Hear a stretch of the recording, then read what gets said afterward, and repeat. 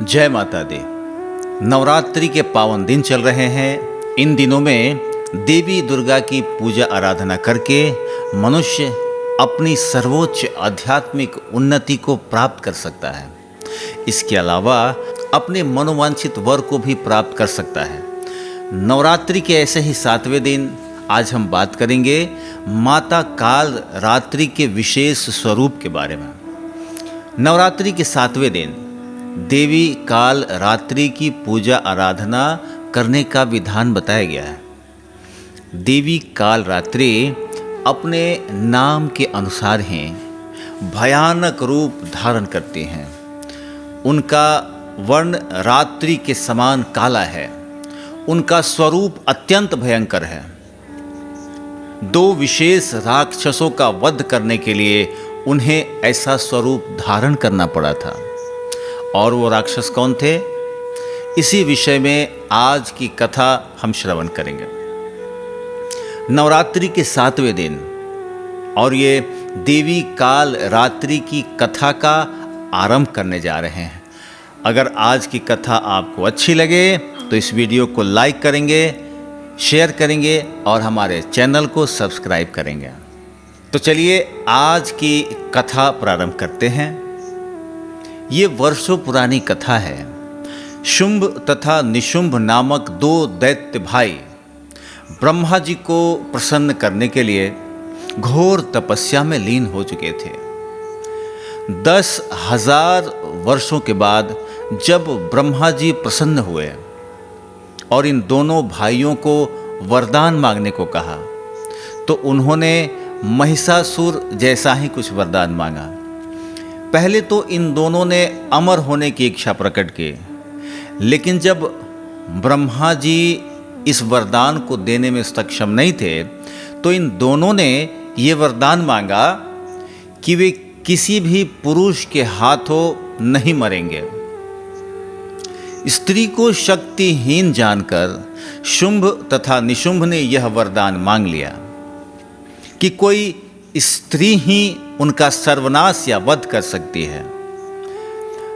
वास्तव में उन्हें किसी भी स्त्री से किंचित मात्र भी भय नहीं था, लेकिन उसकी अब यह धारणा कुछ ही समय में गलत साबित होने वाली थी।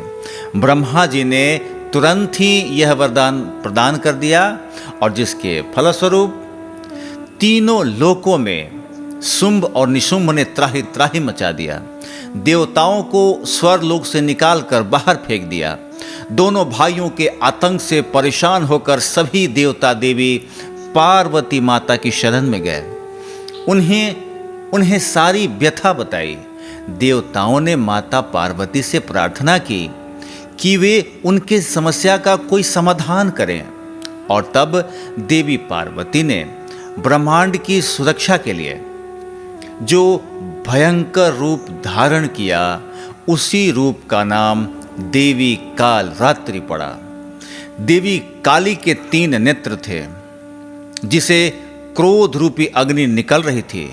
जब शुंभ और निशुंभ को देवी काल रात्रि के प्रकट होने का समाचार मिला तो उसने सबसे पहले अपने 2 सेवकों चंड और मुंड को देवी से युद्ध करने के लिए भेजा।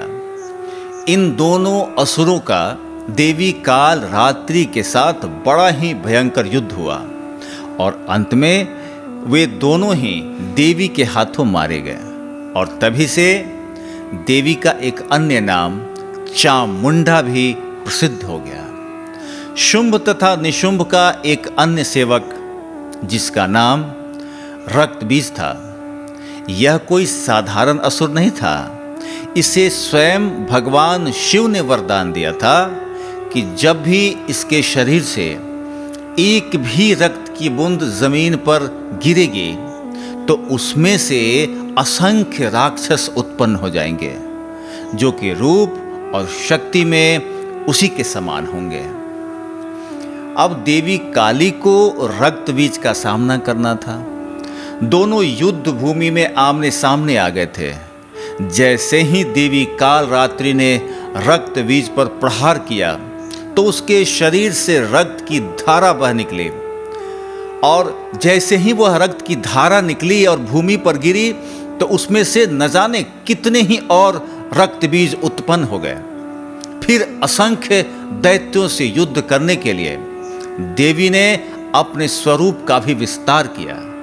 लेकिन जैसे कोई भी राक्षस युद्ध भूमि पर गिरता तो उसके शरीर में से और भी राक्षस उत्पन्न हो जाते थे और देवताओं को लगने लगा कि रक्त बीज को समाप्त करना असंभव है। लेकिन तभी देवी काली ने एक बड़ी ही विचित्र लीला की।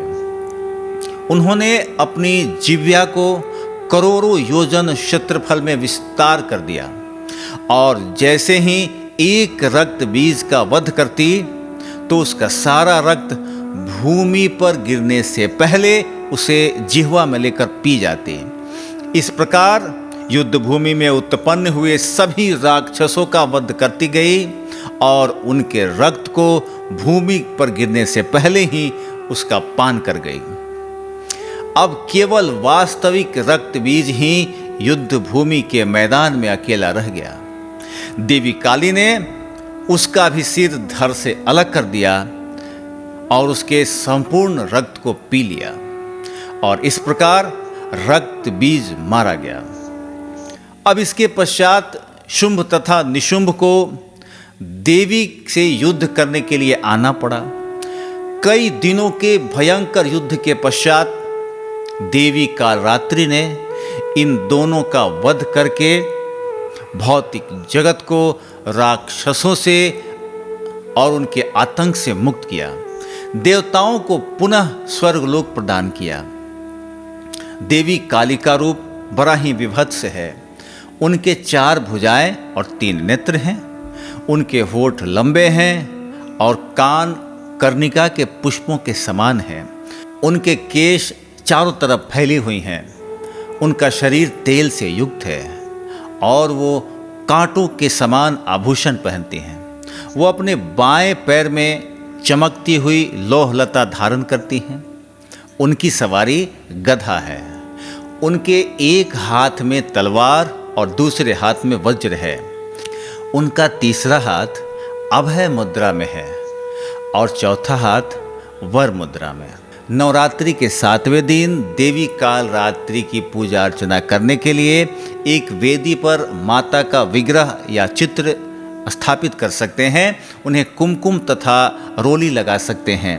माता की पूजा में केवल लाल रंग के पुष्प का ही प्रयोग किया जाता है। ऐसा कहा जाता है कि माता को नींबुओं की माला और अड़हुल के फूल के माला भी पहना सकते हैं।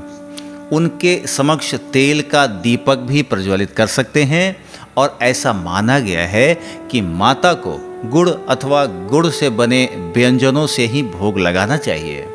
इस प्रकार नवरात्र के 7वें दिन आप माता कालरात्रि की पूजा उपासना भी कर सकते हैं। वैसे तो हमारे देश में देवी काली को समर्पित अनेक मंदिर है, परंतु देवी कालरात्रि का एक प्राचीन मंदिर वाराणसी की कालिका गली में स्थित है और नवरात्रि के 7वें दिन यहाँ भारी भीड़ एकत्रित होकर माता की भव्य पूजा अर्चना करती है। इस दिन माता के दर्शनों से सभी मनोकामनाएं पूर्ण होती हैं, ऐसे स्थानीय लोगों का मानना है। भक्तों का मानना है कि माता कालरात्रि की पूजा अर्चना करने से अकाल मृत्यु का भय भी चला जाता है।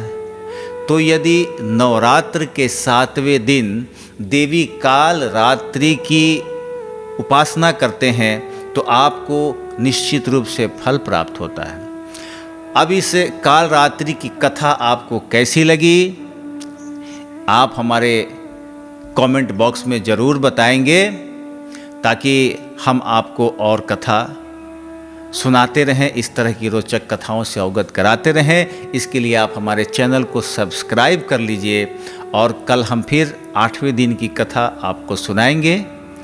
तब तक के लिए आप सब को एक बार फिर से नवरात्रि की ढेर सारी शुभकामनाएं।